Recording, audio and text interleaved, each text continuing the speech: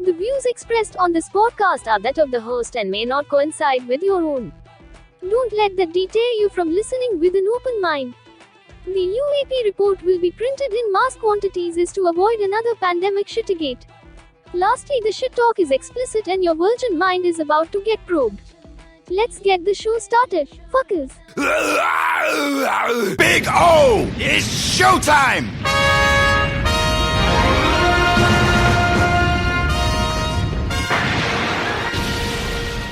This is the Tempest Universe.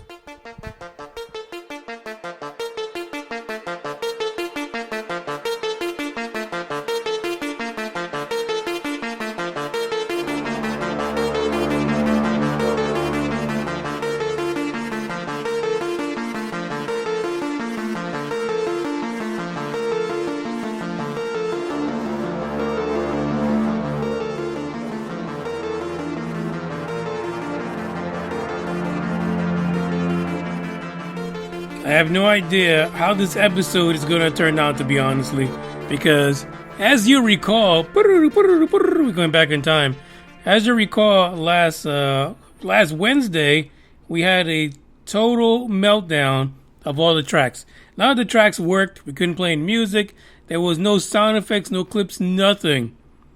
Literally, Bill Gates and his gang of evildoers released an update for Windows, big time security update. And we have to, right? Because shit, you don't even know who's breaking into your stuff anymore. But right, I get it, Bill.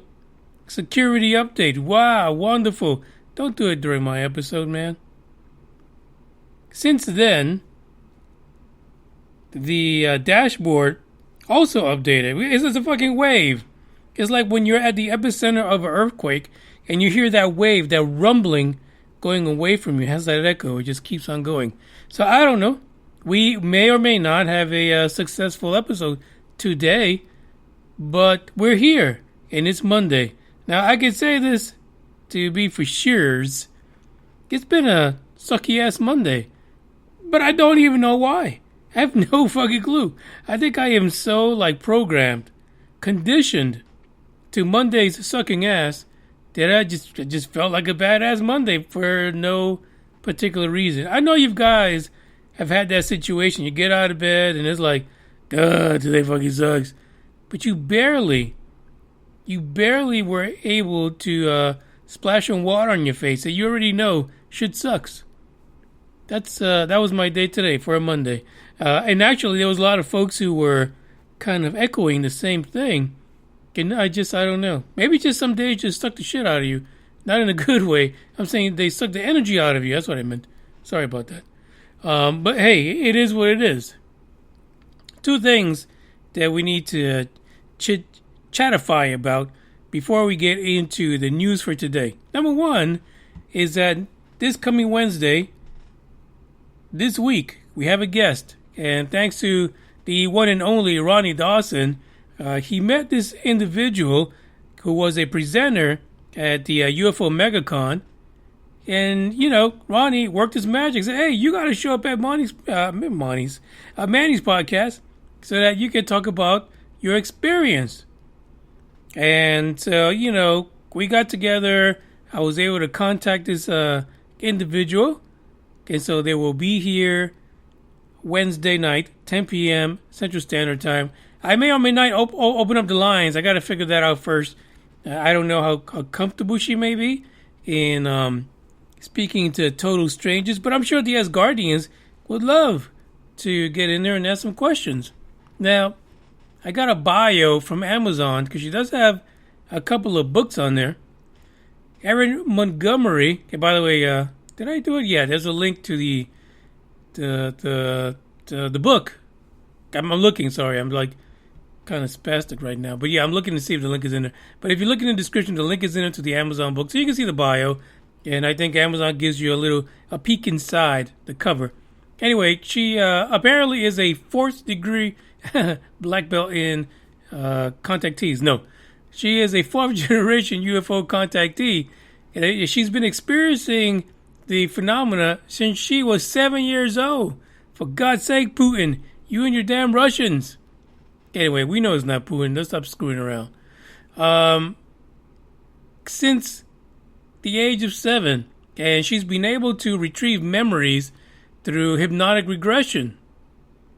So this is someone that not only has been using that technique to get back those memories of all these contacts that she's had with these UAPs and the aliens that live among them, but she's turned to the side of working as a shaman to help people heal and things like that. So there's a lot about her in this bio, but I say look at the description, check it out, click the link to the Amazon, get a little bit more out of what she's writing about, and believe it or not, she's out of Roswell, New Mexico. I mean, that is a perfect place to grow up as a contactee because it never happened. You know what they say. Roswell never happened. Project Mogul. It was just a bunch of heavy-ass dummies. The bodies were not really bodies. They were like Russians or Chinese. Really, back then, probably the Japanese. They were throwing their people around in fake spacecrafts. I don't know. This is just nuts. It really is. But anyway, Erin will be here on Wednesday, and we're going to talk to her. And I feel like a kindred spirit with her because we know Ronnie. Thanks to Ronnie Dawson, we're going to have something going on. And I might just leave it open. We'll probably have the lines open just because I'm sure Ronnie might want to call in and, kind of chime in on her story along with his own. But come on. It is really, I mean, could you imagine? Is there anyone in New Mexico that has not had a UFO alien situation? That's what I want to know. Really. I really do want to know. Anyway, the other thing that we want to get to before we get into the news for today is I asked a question on the last podcast that went rogue, thanks to Microsoft. And that is, does the audience of the Tempest Universe or UFO Buster Radio or the Dark Horde, do you feel like putting down names on a list to send to Congress to get the one and only Deuce Bigelow, the Space Gigolo, in front of a UAP hearing? Is it worth the time? Can they break him? I don't think they can break him, but I feel like Deuce, which I'm alluding to Robert Bigelow from Bigelow Aerospace. I feel that Deuce Bigelow, he's itching to let something out. He wants people to know, but he's like, he's got that crazy laugh that he belts every time someone asks him questions about UFOs. I feel like he can break on his own with very little pressure. I think he could finally just tell us what the hell is going on. But the question to the audience was, would you take part of that? Would we get to 10,000 signatures if we did that? There is a platform that does that. I forgot what the name of it is. They send me shit all the time. Like there was one, like some lady sent her kid to pick up some milk, and he dropped her on the way home, and all the local cats came and, drank up all the milk. So someone was like, hey, Manny, would you like to sign this thingy here, so that we can get Congress to approve killing all the neighborhood cats? I'm just saying.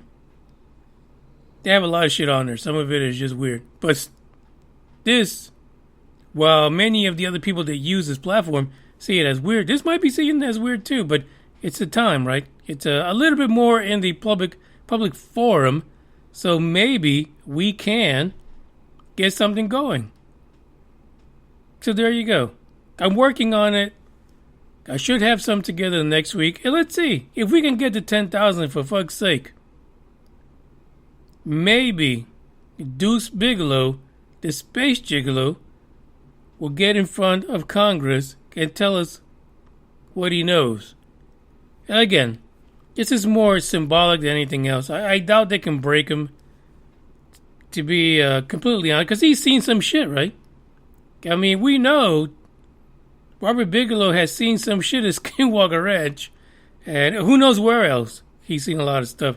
So I don't think a couple of stuffy Congress folks are going to break him unless he wants to be broken. Okay, that's what I'm betting on. That he wants to break down and just shoot a bunch of information out, just like throw up. Paranormal throw up in front of everyone and tell us what we need to know.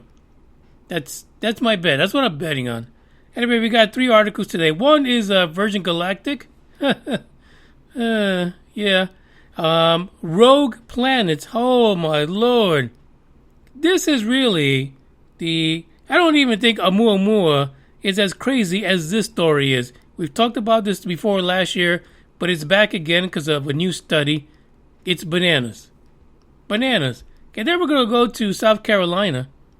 If you guys in South Carolina are familiar with a planet, with a park known as Croft State Park, I hope you know about what went down there around the 70s.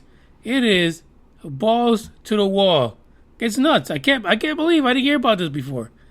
I mean, I don't live there or anything like that, but still. Let's check out our first track. Hopefully this works. I don't know. I'm not confident. But here we go. All I ever wanted was you, but you left me alone inside these empty, broken walls. And I can't see it clearly, but it's obvious. I know that you left me alone inside this empty, broken hall. And now you'll be the reason why my soul is tainted.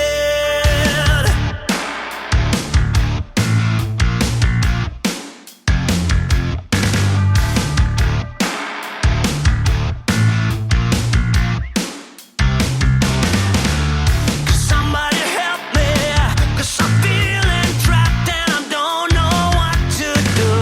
There's no one to save me from this hurt I feel deep within my bones. Did you ever think of me and see the things I did? Sold my soul and everything I was to the lowest bid.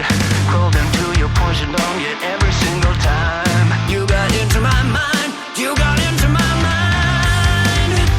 But all I ever wanted was you. But you left me alone inside these empty, broken walls. And I can't see it clearly, but it's obvious. I know that you left me alone inside this empty, broken hall. And now you'll be the reason why my soul is tainted. So how can I fix this? 'Cause I need to stop the aching in my head. My heart is breaking. Yeah, I'm tired of being stuck in the past. Did you ever think of me and see the things I did? Sold my soul and everything I was to the lowest bid.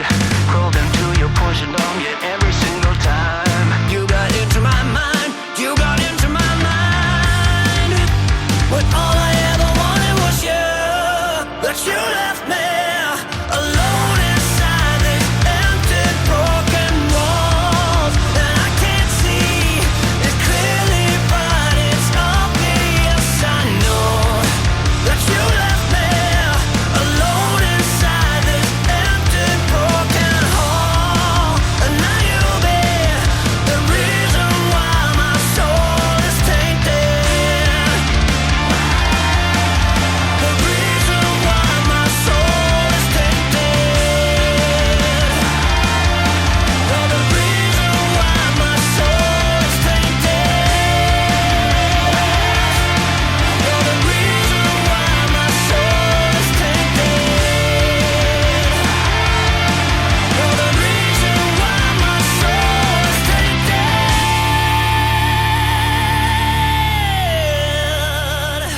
Before we get started, I wanted to say what's up to the guys that are in the Discord. Yeah, not Discord. Get the live chat tonight on Spreaker.com because they know that every Monday and Wednesday, 10 p.m. Central Standard Time, the podcast is live. So we got Green Man, Gang Vet, we got Pucky, Dre, Danam. I don't know, every time I hear the name Norm, I want to go like, full Wisconsin or something like that. Danam. So they're all in there, right here. thank you all for joining. We know these guys as the Hod. I can't do voices because then I get fucking lost. As the Asgardians, if you want to know more about them, you need to get onto Discord. The link is in the description, and you can chat with them post podcast, before the podcast, in between. All kind of stuff goes down.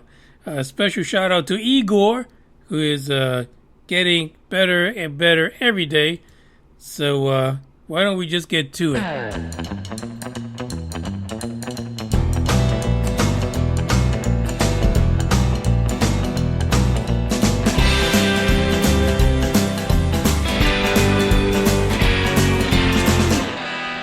Yeah, Green Man says that's a little bit more like a Boston accent. And you might be right. It's Boston. Nam. Yeah, I think you're right. The Nam. Yeah, you got it. I got you. Virgin Galactic. This weekend, Richard Branson, Unity 22, headed into space. I don't understand this. I don't. Now, first of all, I do get why Richard Branson put his ass on the line. That makes total sense to me. Because shit was not looking good, man. It really wasn't. I promise you. He needed to do this. He needed to risk it all. And so we know that this crew, they got there and they were like, hey, we're going to do it. We're going to take Sir Richard. We're going to jump on this damn craft. We're going to attach this bitch to another plane. And we're going to take off from the other plane and go into low orbit. Hang there for like about 5 minutes or so. You know. Weightlessness. Go about the cabin jumping around like fools. Then we're going to sit back down because the time is up. And Richard's going to give us this amazing speech. Now, when I was watching it was like the replay of the live. So when, Richard Branson was giving his speech. By the way, he's 70 years old already. And he was saying that he's waited 52 years to become an astronaut since the Apollo 11 mission from 1969. So this is how long he's been waiting for this. And he's poured a shit ton of money into it. And so now he's an astronaut. He got into low orbit. He's cool, right? The feed, when Richard was going to give his speech, it kind of just cut off. You know, you could kind of see him. He like smiling and stuff. You know, Richard got a lot of damn teeth. You know, he's smiling and shit and all kind of stuff. And nobody could hear what the fuck he was saying to it later on.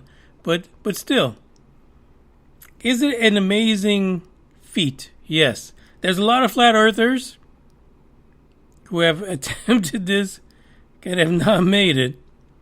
So for them, well, the earth is still flat. But for Richard Branson and the crew, they might have some answers. Really, these are the opportunities where flat earthers need to get together and form a fucking committee if you can. And they should have been there in New Mexico because that's where this thing took off. They should have been there to ask the important questions about the turtle. That's what they should have done. But you know, flat earthers, they always miss the mark, man. They always miss the mark. Like I've said it before, right now a ticket on one of these Virgin Galactic space shots to nowhere for 5 minutes is $250,000 a seat. There is way more than 250,000 flat earthers on the planet. Get your asses together. Get your rupees. You know, get your South American dollar, your pesos. Get all that shit together and pay for your top flat earther to get on Virgin Galactic and figure the shit out. Stop screwing around. Your opportunity is here. Name your emissary, you flat earther emissary. I know I just went on a complete different thing here. Just because flat earthers, they make me mad sometimes. I'm just saying. Anyway, so yeah, it is true. $250,000 a seat to get on Virgin Galactic to get into that microgravity situation. I just don't get it. It just makes no sense to me. But anyway, if you like it, I love it. That's all I can say. Richard had this. There's a quote from him actually. It says, "We are the vanguards of a new industry determined to pioneer 21st century spacecraft, which will open space to everybody and change the world for good." If you have $250,000 laying around somewhere where you want to, change shit for you, then go for it. This is the guy. He can get you up there for that much. Now, I don't believe there's a whole lot of seats being open right now. Because we're still screwing around with this, to be honest. This microgravity is not going to get to you anytime soon. Maybe next year, a little more, and every year after that, they'll open it up. But I don't see it, I don't see where this makes any fucking sense to anybody. Anyway, part of his speech was this: to all you kids down there, I once was a child with a dream, with big-ass teeth, looking up at the stars. Now I'm among them in a spaceship. That was his fucking... What? He didn't tell the kids shit. He didn't tell the price tag. You're going to have to save... Every blue-collar kid out there is going to have to save most of their fucking lives until they get wrinkly and pruned to pay a ticket to get on this thing to be weightless for 5 minutes. I don't understand the Virgin Galactic situation. Now, NASA did have an experiment that was added to this particular flight, and apparently it's going to continue to happen. NASA is going to continue to send flights that test, microgravity. But, NASA is like an old hooker. Basically, NASA is spreading its venereal diseases in every single space flight it can find. Literally. NASA's like a old hooker somewhere in the red light district. And that's where Richard Branson was one day, and he caught an STD from NASA. That's the only analogy I can come up with, because they're throwing this shit everywhere. Like, nobody gives any fucks, man. I mean, you guys are supposed to be the guys that make the rockets. But anyway, congratulations to Virgin Galactic and Sir Richard Branson, the Action Man. Well, retired Action Man, 70 years old now. But he was loving it, man. He had the biggest grin the whole time. And, after all these years of trying to make it happen, for it to come to fruition, fantastic. I love it. I still don't get it. I feel like Virgin Galactic is going to run its course. I was looking around to find out what the hell else do they have planned, but I couldn't find it. Like, I even went to the Virgin Galactic website, and it is just it's just like a big pipe dream they're selling people. But anyway, it is what it is. Congratulations to Virgin Galactic at $250,000 a pop. And you would think you could sit more than freaking 4 or 5 people in that bitch. Come on, put more people in it. Like, you really want to make some money? Anyway, that's my thing right now. The link is in the description if you want to hear more about what Richard Branson had to say, and if it really matters to you. I really, between Richard Branson, Elon Musk, and the crazy bald-headed guy from Amazon, Richard Branson really is at the bottom of that tier. Way at the bottom. I hate to say it. He really is. I mean, my bet is on Elon, but we'll see what Blue Origin puts together, because I feel like it really isn't going to do anything for us. I think Elon is the one that we need to back. Hashtag it.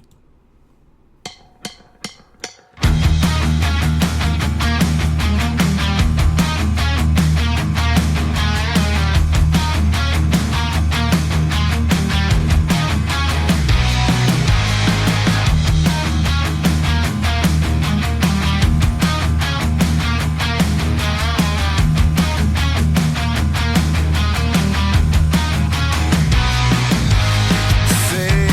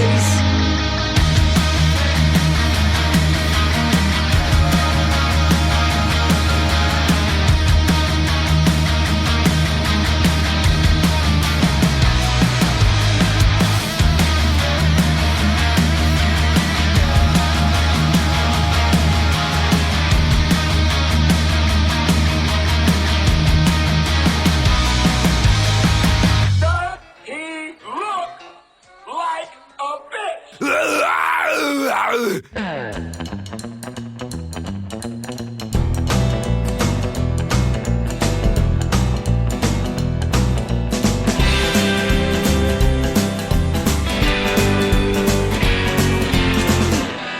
don't know what the hell is wrong with Mondays. I'm just a little angry on the inside. I think that's what it is. Now, I do have the old vodka set up here, and I see Danam. He's got the vodka himself. That's the drink of the Tempest Universe vodka. And it can be flavored if you wanted to, because there's some from Austin. It's this cranberry vodka, man. This thing is magnificent. It's amazing. So, yeah. Yeah, I mean, I get it. I don't put no damn umbrellas in it. I drink it like it is. I'm partly Russian. I'm saying it right now, NSA. You got me. Dozens of starless rogue alien planets possibly spotted. This is a story that broke a year or two ago.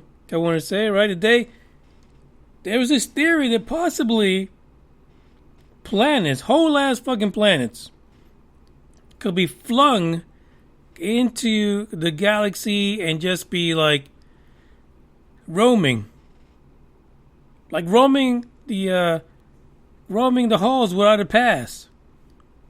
Could you imagine that? Now, people get freaked out about freaking asteroids, Oumuamua, and things like that going past our planet. Maybe a rock the size of, let's say, Australia possibly hitting the target and ending the planet. But could you imagine another fucking planet doing that? Could you imagine the catastrophe that our solar system would be in if a free-floating planet goes through it?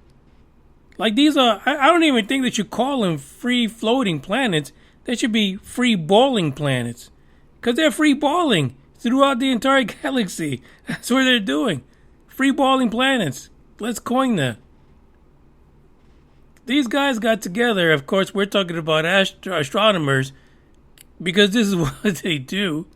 And they used the Kepler Space Telescope to identify some stuff, right? We're trying to identify exoplanets, but these exoplanets are just roaming around free. For some reason, these planets broke away from their stars. So you can imagine, let's say Mercury, some shit went down. We lost the sun loses its pull on Mercury, and it just flings off into left field. Gone. Well, the shit's gonna keep floating until it hits something. But it's a whole ass planet. In their study that they conducted, you won't believe this thing, over a 2-month period, they used Kepler and they looked at a field of about 1 million stars. These stars were towards the center of our galaxy, and they looked at this every 30 minutes. So, it's not like they looked the entire 30 minutes, like they took a pick. Ooh, 30 minutes. Ooh, 30 minutes. And what they found was the possibility that they located, just in that segment of our galaxy, 27 planet-sized mavericks that were free-balling just across those million or so stars. It's freaking bananas, okay? Just think about it. This is why people have to understand how small we are in our own galaxy. This is just our galaxy, and there's hundreds of billions of other galaxies, and we are like the shit pin of one corner of our galaxy, extremely small, infinitesimally small compared to the rest of our own galaxy. We're not even talking about the universe. And in that little area that they looked at for 2 months, at every 30-minute interval, 27 size planets, big-ass planets, were roaming the solar system or wherever the fuck they were in that part of space by themselves. They were free-balling planets. There's somebody contact NASA. We need to change the name of their term, free floating. They're not free floating.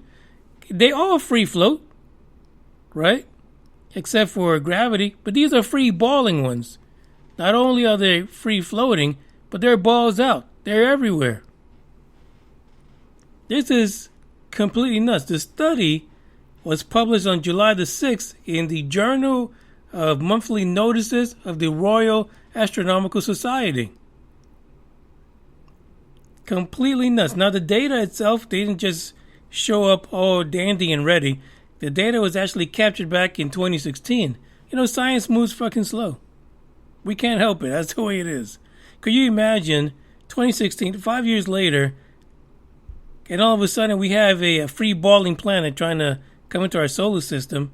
Well, yeah, if y'all guys would have got your shit together in 2016, we would have known what to expect. But here's the thing.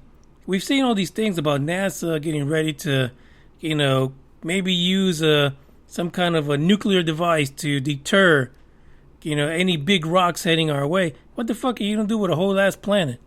That just makes no... I mean, really, guys, let's get into the mindset of this. Could you imagine freaking Saturn just going balls to the wall, free balling through our solar system? I mean, it's cataclysmic, completely nuts. It just blows my mind, completely blows my mind. So they got these 27 so-called planets.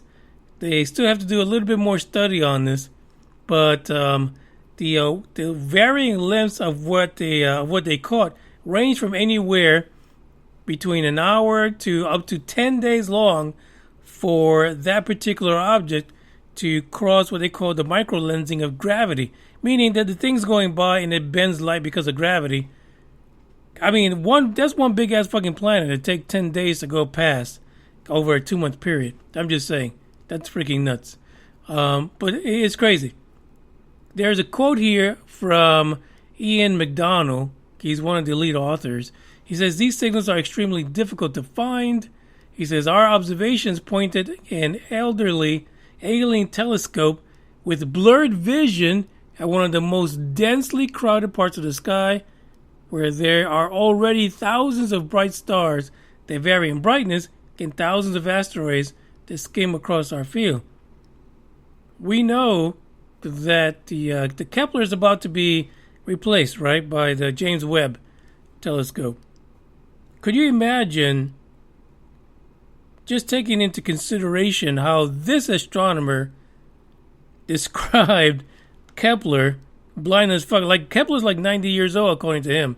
He's got cataracts and all kind of shit. But could you imagine when James Webb Space Telescope goes up there, how clearly things are going to be opened up? So our 27 freaking free balling planets could end up being 270 or more. The hope is that in the search for exoplanets, the James Webb Telescope is going to open up a lot of new discoveries. But free balling planets, it's got to be one of them. And if you have them at the core of our galaxy, for fuck's sake, we should have them here too. Maybe Oumuamua was part of a free balling planet that met its doom and crashed into something else. And we have this shard from that planet going through our solar system. Which means, really, there should be more pieces coming through, to be honest, if that's the case. There's more about that article in the description. And maybe, hey, if you feel scientifically like, you can go ahead and check out the actual paper about the free balling planets. They really should just call it that, I'm going to be honest. Come on, stop screwing around.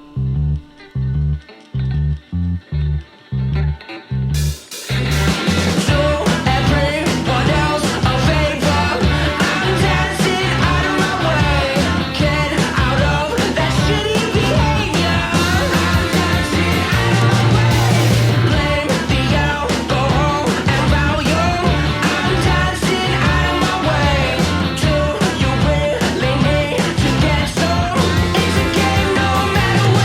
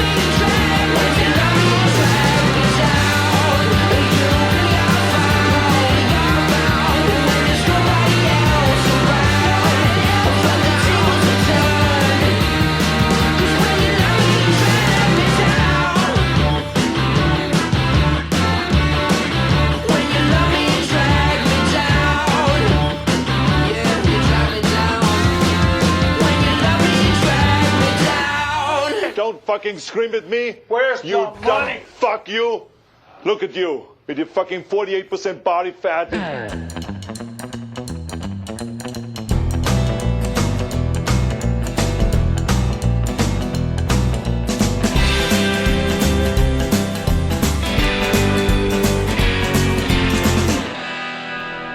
I don't know how to cover this one story here. I'll be honest about it, because we just went through this UAP report probing, and then you got all the people that they take sides when it comes to UAP report and aliens and whether or not it's true, whether or not it happens.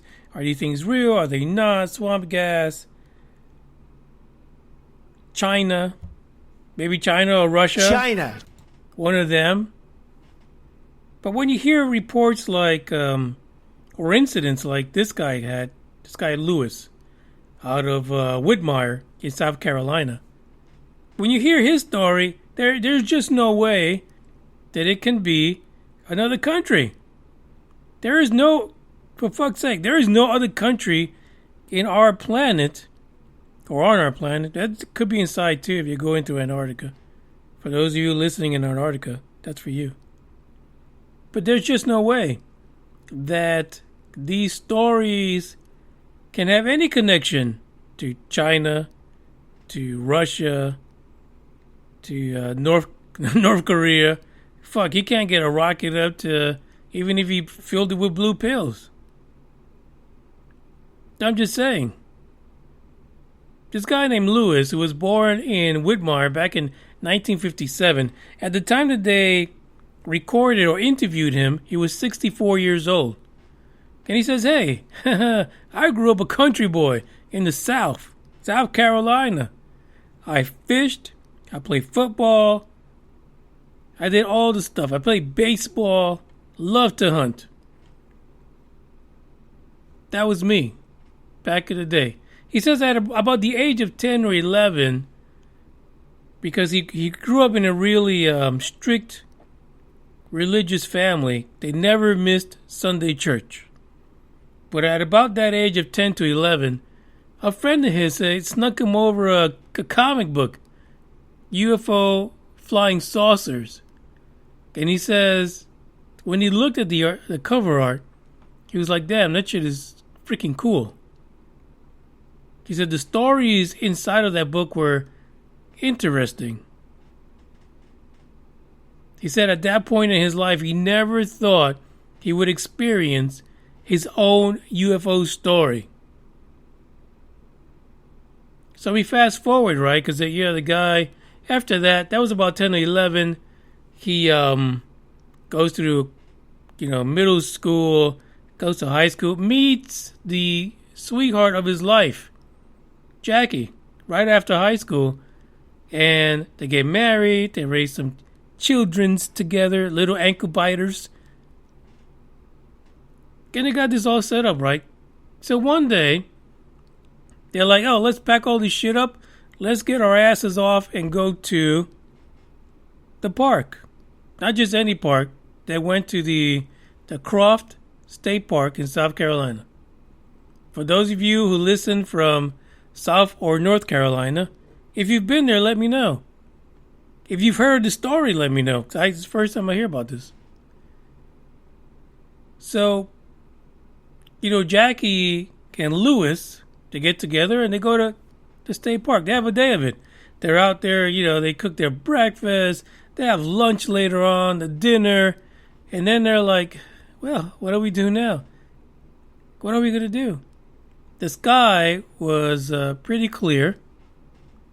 Okay, Jackie apparently was talking about how beautiful the stars were. Then she noticed something strange. She said, Lewis, do you see that orange-looking star? And then again she exclaimed, Lewis, Lewis. Lewis says the reason he wasn't answering was because he did see it. But he knew it wasn't a star. He says he doesn't know how he knew. But internally, intrinsically, that shit ain't no star. Maybe a plane? Possibly. So he says, babe, that's not a star. And then she says, well, could it be an airplane? And he's like, I don't think so. I don't know. At that point, he didn't want to tell her what he thought. It was, that's a flying saucer. In which case he couldn't, right? Because really what they're seeing is some oddball fucking star that looks kind of strange in the sky. But one of the things that he did notice was that this orange thing was moving. So it wasn't a star. At times it was zigzagging and then holding completely still. Then it would move again. So that's where the conversation of an airplane came in. Maybe it's me, but it's really weird that there are so many stories of UFOs and sightings that they use this zigzagging movement. Like they're searching for something. They say 15 to 20 minutes just went by and this UFO, this orange looking orb, disappeared. They really talked about stuff for the next 2 to 3 hours and then they just call it quits. They went to bed. The next morning, they did some hikings. They went to the local trails up there in old Croft State Park. They did their thing. Then they talked for a little bit. They started to wind down. They made dinner. They put a fire together. And they decided to just lay there and stargaze. All of a sudden, the orange orb came back again. Of course, Jackie, she spots it first to say, hey, Lewis, look. There it is again. What is that? Lewis saw it. And again, he told her, I don't know. I have no idea what the hell it is. But all of a sudden, there was no more zigzagging. It just stopped, wasn't moving anymore. Lewis says he noticed that after a while it seemed to be getting larger. Then he realized it's not that it's getting larger, it's that it's coming towards us. He says the craft descended over Lake Craig, which is part of Croft State Park, and it hovered over the surface of the water about 100 feet or so. This is what Lewis described. UAP report fuckers. It was about 4 to 5 football fields in length. And it made no sound. It just hovered over the water. He says the entire area where they were became silent. No fucking crickets. Hell, even the crickets did not want to get probed. There was nothing. No cicadas, nothing. The entire area was silent. Isn't that crazy? Wouldn't that scare the fuck out of you? Jackie finally exclaimed, Lewis, is that a flying saucer? Duh. The shit is right in front of you. 5 football fields? Are you fucking kidding me? Why are you guys even asking each other questions? Get the hell out. Get out. It's like in the horror movies. When you hear, get out, you get out. If you hear no noise and there's 5 football fields, get out. I don't understand why people don't get that. It's just so strange to me.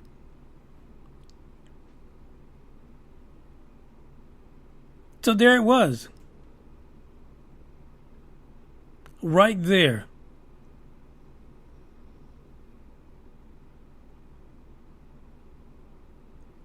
Lewis says, he said, maybe, I don't know. For fuck's sake, Lewis, just tell her. Just tell her. They said it sat there about 2 minutes, and then all of a sudden it shot off into the sky very quickly with, again, no sound. What he said next was kind of weird because he says Jackie was not frightened at all, just excited. They talked about it again for a little bit and they went to sleep. These guys are way too calm, to be honest, Lewis and Jackie. Around 3 a.m., Lewis was woken up from some commotion outside of their tent. He could see on the other side of the tent there was like a light glow from the outside. He thought maybe the campfire had flamed up again. But he decided to get his flashlight together, go out there and see what the hell's going on. What he saw, according to him, changed his life forever. The orange glow that he saw from inside the tent, which he thought was the campfire, it was not. It was the UFO. And this time it was back and a lot closer, only 50 yards from the tent they were staying in. And only about 15 feet off the ground. And if that wasn't shocking enough, he saw 4 to 5 small, thin, children-like creatures with no hair, only slits for mouths, large black almond-shaped eyes. Yeah, that sounds like a Russian. These little creatures were rummaging through all their stuff, looking through all their belongings like they lost something.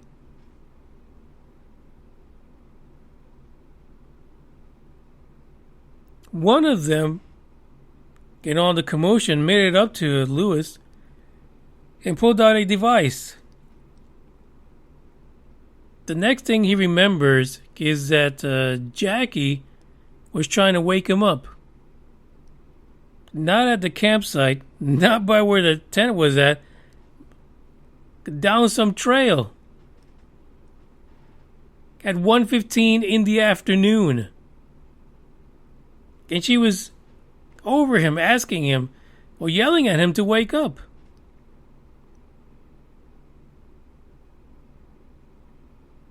According to Lewis, to this day, he daily thinks about that incident. At 64 years of age. Actually, he should be a little older now, huh? He was born in 57.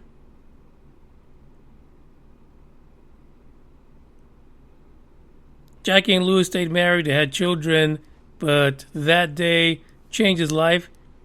He says it creeps into his mind all the time, what he saw, what he experienced. This is the life of a abductee. This is the life that in the United States, no one seems to know what the hell is going on, but they're willing to blame adversarial countries. Are you serious? 5 fucking football fields. We're talking about countries that are being blamed for things like this that could barely get a simple rocket up. Isn't that maddening? Lewis and Jackie's stories, in this case, if you were to think about it with respect to what we heard about UAPs, UFOs, should be a very limited, handful of incidents, but it's not. And it's not just in the United States, it's everywhere. Listen, if I was a Russian government official or a Chinese government official, I'd be pissed off as fuck. We're looking for the same damn thing, stupid. What are you talking about? You know they are. They're out there trying to identify what the hell these are. And everybody's blaming everyone. But we the people, the blue collar folks of the world, are not getting any answers. So when someone tells you that it was either Russian or China that was buzzing the USS Omaha, the Patricia, or the Flotilla, or any of the F-18 Super Hornets in the United States, they're lying to you. There's a reason why they kept it to that small, limited time frame. because they don't have to take Jackie and Lewis's story. They don't have to include that in there. Because if they can't explain to you what was seen by military personnel with their own eyeballs, with their equipment, with the personal devices that they use to record the things, how the fuck they're going to tell you what Jackie and Lewis saw that was 5 football fields in length in the middle of a damn state park? They can't. And it's not only that they can't, they're not even willing to. Because they'll look like total assholes. Because they've been hiding the truth. And there you go. I didn't really give you every single detail of Jackie and Lewis's experience down in the Croft State Park in South Carolina. I just gave you some highlights. There's a lot more to it. Click on the link in the description and read it. We're hopefully going to hear kind of similar accounts from our guest on Wednesday. Because, listen, we've had, during the UFO Buster Radio days, we've had guests who have said that there's that link to generational contactee / abduction.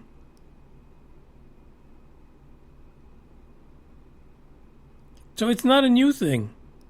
There was actually a story that I kind of didn't bring to the podcast today because it was it was like a 3-shitter article, to be honest, you know. Like, literally, we'd be like, another podcast coming up next week, and you're still trying to find time on the shitter to read the article. But the article itself talked about how way before, back in the day, when people relied on philosophy, 1800s coming up forward through time, that there was always, at any time, part of any philosophical conversation was the idea that aliens existed. So if people are talking about this back in the 1800s, as they threw down their philosophy of why we exist, why is this so taboo now? I'm just saying, you've got to just put this UAP report nonsense to the side. Now, like I said before, I would love to get Deuce Bigelow, Space Gigolo, to spill the beans, because I think he is one of the folks that knows the most. But fat chance of that happening, to be honest. So you guys in those state parks, you be careful. It's funny how many people go missing in state parks, to be honest. And to hear a story like this, there could be a UFO connection. You never freaking know. If some of these people, we're talking about hundreds of thousands of people that go missing every year in state parks. Some of these could be permanent abductions that just were never returned. Wouldn't that be freaky as hell? This is the end of the podcast. I thank you guys for listening. Hopefully, this makes some sense to you. I know sometimes I get to this narrow vision when it comes to the UAP report and all the craziness that people are discounting. Look past that time frame they gave you, and you'll see. It's all a damn game. It's all a damn game today. To them, to the government, Congress, all of them. It's a fucking game. It's not China. It's not Russia. Give me the real scoop. Stop screwing around. Ciao.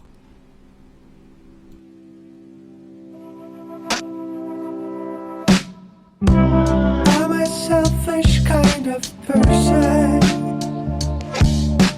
with a soul trying to fly. I aim to break the laws of nature and learn to love before I die. I was naked then, I'm naked now, and my nakedness is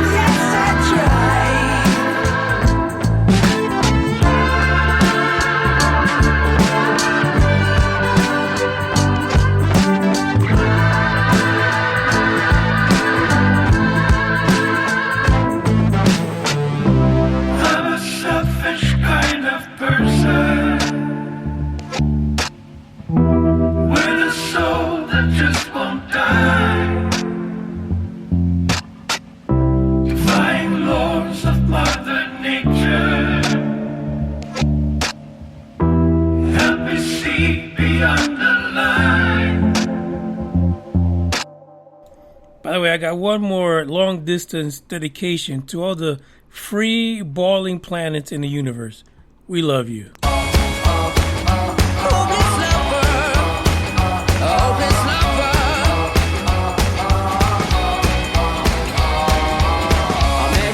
A sunny day, right there you took my breath away. Young and pretty, was it just a dream? The next day you called me up, you told me I'm your little buttercup. You came over and you fell into my arms. Well, I know what I feel. Please tell me your love is real. You make me smile when I think of you. If I am down or when I am blue, I can't get enough. You make me happy, I feel so fine. Oh, how I wish that you were mine. I can't get enough. Hopeless